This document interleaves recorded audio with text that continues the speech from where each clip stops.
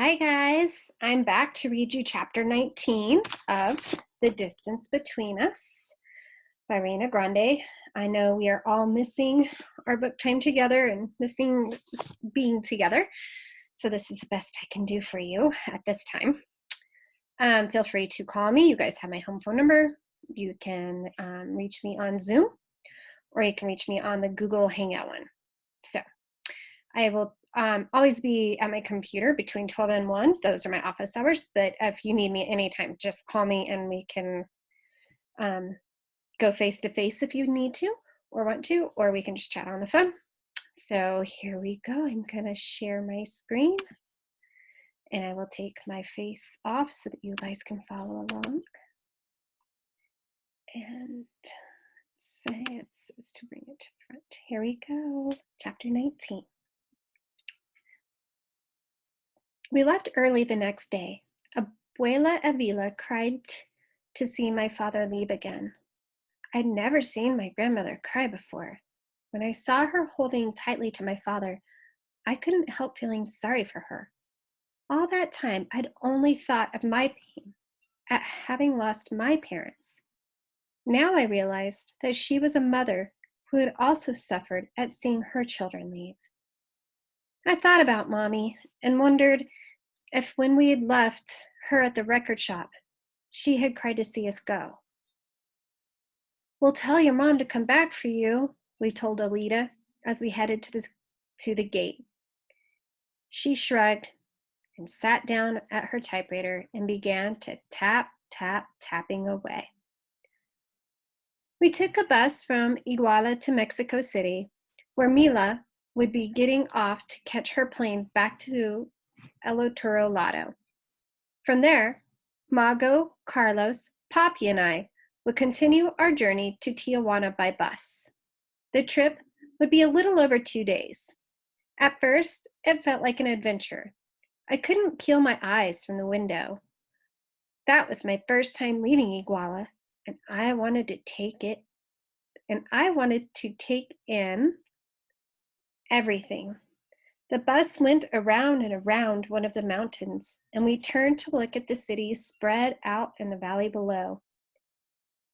We waved goodbye to the city as the bus took the last curve and left the mountain behind. By the next morning, I was already fidgety and complaining from sitting for hours on end. Except for Poppy, we were all suffering from motion sickness. We weren't used to riding in cars. The three of us sat in one seat in the middle of the bus.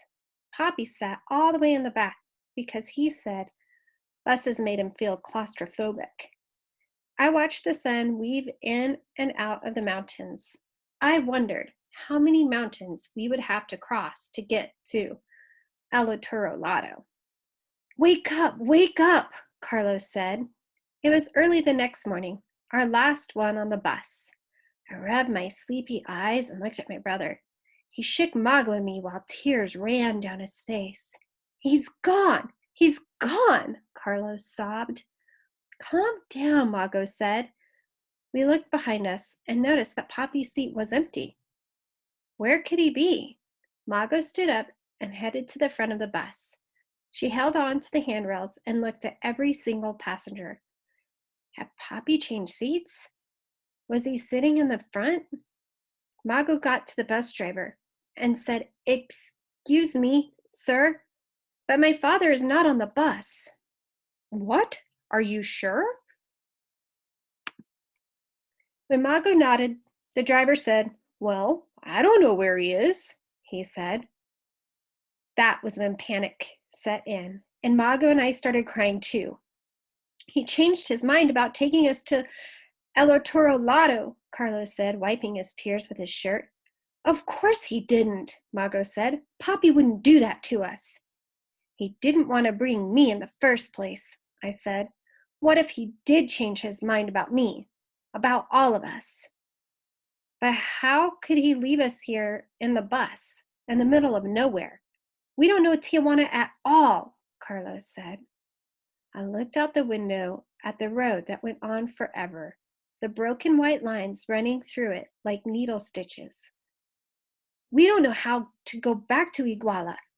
We don't have any money on us. What are we going to do? I said. Stop it, both of you, Mago said. There has to be an explanation. Poppy wouldn't leave us. But he has left us before, I wanted to say, but didn't. We did the only thing we could think of. We started to pray. Abuelita Chinta had taught us that praying always makes you feel better, whether or not God listens to your prayers. Under our breaths, we said, Our Father, and a Hail Mary. We asked God to please change Poppy's mind and to bring him back to us, wherever he was.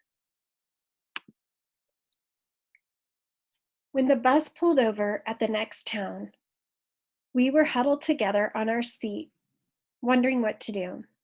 One by one, passengers boarded the bus. Others got off. We need to get off now before the bus keeps taking us farther and farther away from Iguala, Mago said. How are we going to get back when we don't have money? Carlos said.